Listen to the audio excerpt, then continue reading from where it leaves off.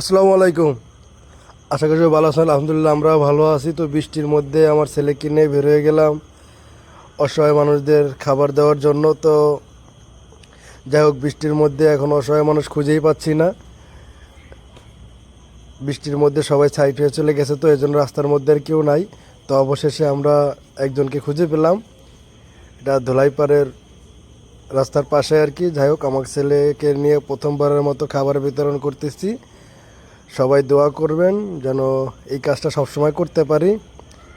আস্তে আস্তে বেশি মানুষের মধ্যে দেওয়ার সামর্থ্য যেন আল্লাহ আমাকে দেয়। সবাই সেই দোয়াই করবেন। আর আমার ছেলেও যেন বড় হয়ে ভবিষ্যতে এরকম ভালো কাজ করতে পারে।